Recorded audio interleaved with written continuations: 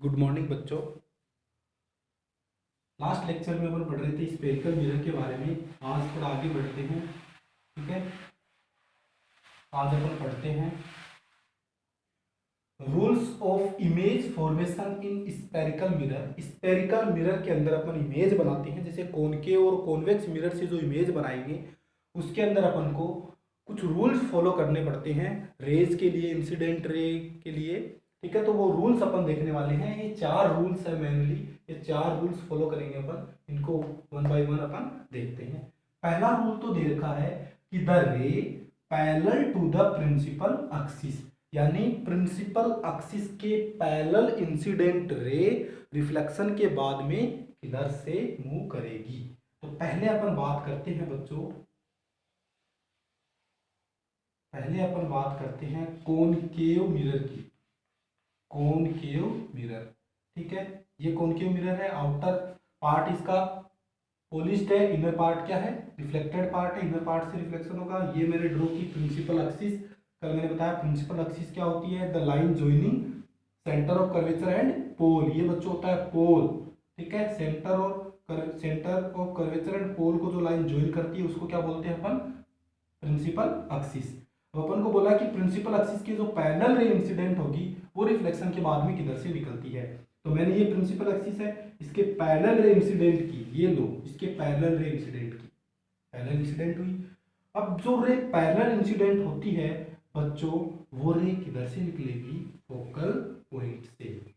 ठीक है, एरो लगा के दिखा दिया मैंने रे को। ठीक है, तो जो रे पैरेलल इंसिडेंट होगी वो रे किधर से निकलेगी, फोकल पॉइंट से। ठीक है, याद रहेगा कि parallel incident ray focal point से। अब अपन बात करते हैं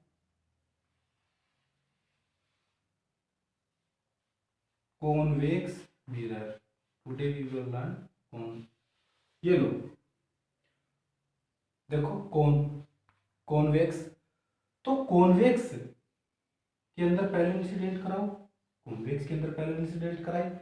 अब कॉन्वेक्स मिरर की क्या प्रॉपर्टी है, कल अपन ने देखा कि ये क्या करता है, इसको डाइवर्जिंग मिरर भी बोलते हैं। तो ये क्या करेगा, इन रेज को जो पैरेलल इंसिडेंट होगी उनको क्या करेगा, डाइवर्ट करेगा। ठीक है, तो ये क्या कर दिया इसने, ऐसे ये डाइवर्ट कर दिया, ये रे ऐसे निकल गई। ठीक है, तो अपन इसको अगर पीछे एक्सटेंड करते हैं, थोड़ा पीछे बढ़ाएंगे, इसको पीछे एक्सटेंड करेंगे तो ये फोकल पॉइंट पर आकर मिलती है। ठीक है, ये फोकल पॉइंट पर आकर मिलेगी। ठीक है, तो अपन को ऐसा फील होता है, ऐसा लगता है कि ये रे फोकल पॉइंट से आ रही है, निकल रही है।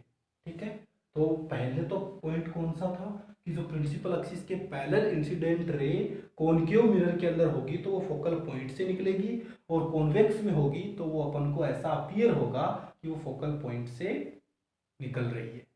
ठीक है, तो पहली तो ये है, ये कहानी है पहली। ठीक है, अब नेक्स्ट वन इज फोकसिंग रे। जो रे फोकल पॉइंट से जाएगी वो रे रिफ्लेक्शन के बाद में किधर से निकलेगी। ठीक है, उसकी बात करते हैं अब अपन। तो पहला,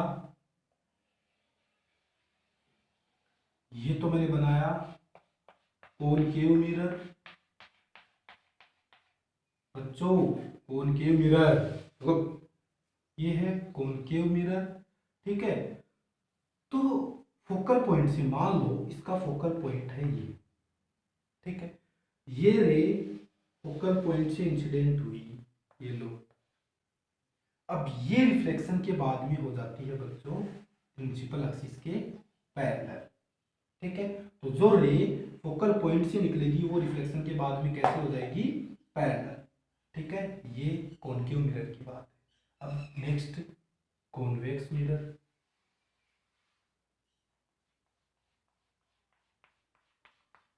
ये है कॉन्वेक्स मिरर, ये इसका होल है।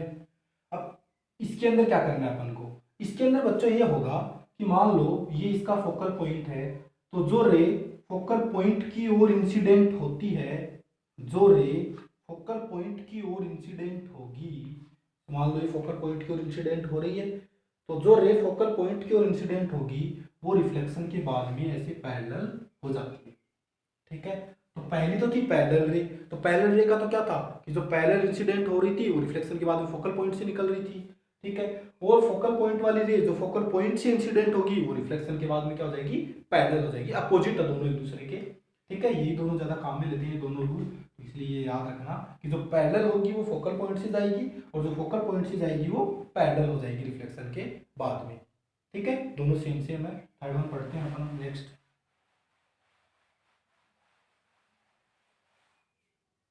नेक्स्ट है नॉर्मल रे की जो रे नॉर्मली इंसिडेंट होगी, परपेंडिकुलर इंसिडेंट होगी मिरर पर, वो कैसे जाएगी। अब मिरर पर आप लोगों को पता है कि मिरर पर जो रे परपेंडिकुलर इंसिडेंट होती है वो रिफ्लेक्शन के बाद में वापस उसी सेम पाथ पर मूव करती है। यू नो, ये है ऑप्टिकल सेंस, सॉरी ये है पोल। देखो जैसे अपन ने प्लेन मिरर के अंदर क्या देखा था कि ये लो परपेंडिकुलर ये रे आई थी ऐसे, ये प्लेन मिरर है। ठीक है, तो जो रे परपेंडिकुलर आती है प्लेन मिरर पर अपन ने देखा वो रे वापस वैसे ही लौट रही थी, क्योंकि ये नॉर्मल के साथ जैसे मान लो ऐसे ही नॉर्मल होगा, ऐसे ही इंसिडेंट रे है, तो इसने नॉर्मल के साथ कितना एंगल बनाया था, 0। तो इसका एंगल ऑफ रिफ्लेक्शन भी कितना होगा, 0, क्योंकि अपन को पता है angle I is equal to क्या होना है, एंगल आर। ठीक है, ठीक है ना। तो जो परपेंडिकुलर इंसिडेंट होती है वो रे वापस वैसी की वैसी ही निकलती है। अब इसके ऊपर परपेंडिकुलर कैसे होगी, ये तो स्फेरिकल मिरर है। तो क्या बच्चों आप लोगों को पता है, जैसे मान लो ये एक सर्कल है मेरे पास सपोज, ठीक है, ये इसका सेंटर है। ठीक है, तो जो डायमीटर से ऐसे अपन लाइन खींचते हैं तो वो एक तरीके से इस पर परपेंडिकुलर ही होती है। वो क्या होती है, इस पर परपेंडिकुलर ही होती है। तो मान लो इसका सेंटर ये है कि जो सेंटर से रे जाएगी, ये सेंटर से गई। ठीक है, तो सेंटर से रे गई तो मतलब ये इसके ऊपर परपेंडिकुलर इंसिडेंट हो रही है।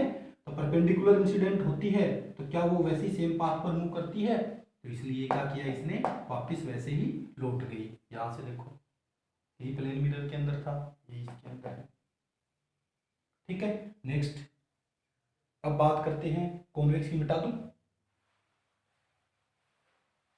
अरे वो, अब बात करते हैं अपन कॉन्वेक्स की।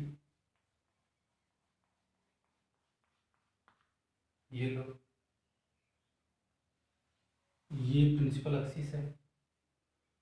अब इसके अंदर क्या होगा, जैसे मान लो ये सेंटर है, कि जो रे सेंटर की ओर इंसिडेंट होगी, अभी थोड़ी देर पहले फोकल पॉइंट वाली देखी थी वही है सेम, कि जो रे सेंटर की ओर इंसिडेंट होती है वो रे वापिस वैसे ही लौट जाती है। ठीक है, तो इसमें परपेंडिकुलरली कैसे इंसिडेंट होगी, सेंटर की ओर, सेंटर की ओर रे होगी, क्योंकि ये वाला इसका इधर वाला पार्ट रिफ्लेक्टिंग है, सेंटर फोकल पॉइंट इधर होंगे इसके, ये रिफ्लेक्टिंग पार्ट है, तो रे तो इधर से ही आएंगी। तो रे इधर से आई, सेंटर की ओर इंसिडेंट हुई, ये रे वापस वैसे ही लौट गई। इसमें ये है कि जो रे सेंटर से निकली वापस वैसे इसी सेम पाथ पर आ गई। ये है कॉनकेव मिरर की बात, वो कॉन्वेक्स मिरर की बात। लास्ट वन है ओब्लिक रे, कि जो रे ओब्लिकली इंसिडेंट होगी वो रे कैसे निकलेगी। देखो जैसे पहले तो आता है अपना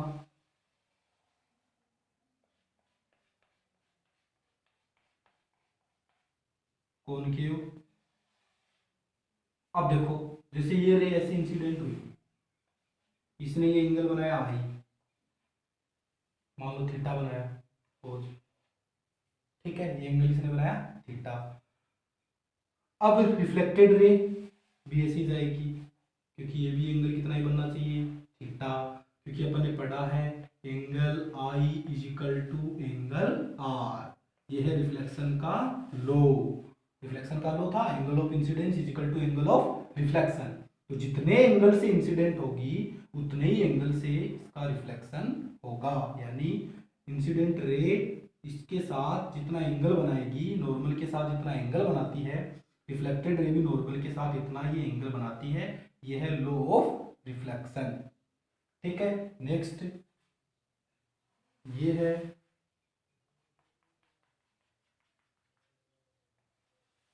ये लो, कॉन्वेक्स की बात हुई, तो इसके अंदर क्या है, ये लो थीटा एंगल बनाया, तो ये इंसिडेंट रे है, रिफ्लेक्टेड रे भी कितना एंगल बनाएगी बच्चों, थीटा एंगल। ओके बच्चों, ओके, ठीक है। तो ये कहानी हुई। पहली कहानी वापिस, कहानी दोहराता हूं मैं वापिस। पहली तो ये है कि जो रे पैरेलल इंसिडेंट होती है, प्रिंसिपल एक्सिस की जो रे पैरेलल इंसिडेंट होगी, वो रिफ्लेक्शन के बाद में किधर से निकलेगी, फोकल पॉइंट से। ये तो कॉनकेव मिरर की बात है। कॉन्वेक्स में क्या होगा, फोकल पॉइंट से निकलती हुई अपन को प्रतीत होती है। दूसरी है फोकल रे, कि जो फोकल पॉइंट से जो रे इंसिडेंट होती है वो रिफ्लेक्शन के बाद में किधर से निकलेगी, प्रिंसिपल एक्सिस के पैरेलल हो जाएगी, ठीक है। और ये है नॉर्मल रे, कि जो सेंटर ऑफ कर्वेचर से जो रे इंसिडेंट होगी वो वापस उसी सेम पाथ पर मूव करती है, यानी सेंटर ऑफ कर्वेचर से जो रे जाएगी वो वापस वैसे ही उसी पाथ पर लौट जाएगी। फिर है ओब्लिक रे। ओब्लिक रे का मतलब angle of incidence equal to angle of reflection करना अपन को। तो जो रे